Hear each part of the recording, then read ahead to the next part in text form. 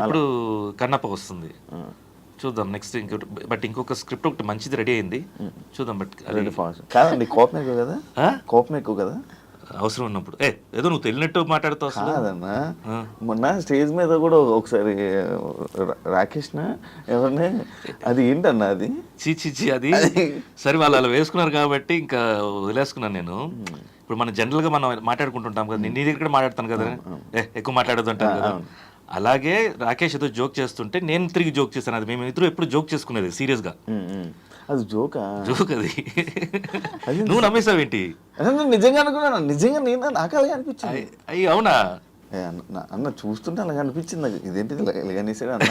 చీచి లేదు, ఒకసారి రాకేష్ సడన్ గా మేము ఇద్దరం కార్లో ఉన్నాం, కాల్ వచ్చింది. సో కార్లో ఉంటే స్పీకర్ ఆన్ అవుతుంది కదా, కార్ ఆడియో. ఏంటన్నా అలా సడన్ గా గుద్దేసి వెళ్ళిపోయావు నా కార్ని అనేసి చెప్తున్నాడు.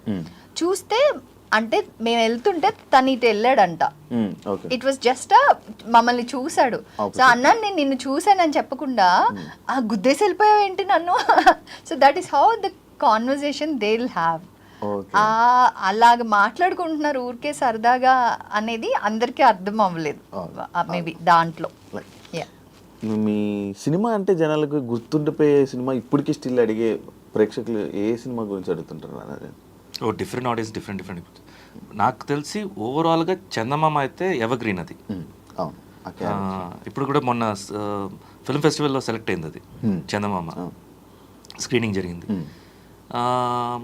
ఆ టైంలో యూత్ ఉండే వాళ్ళందరూ ఆర్య గుర్తుండిపోతుంది. ఆర్య అండ్ సంభోషంబో కొంతమంది గుర్తుండిపోతాయి.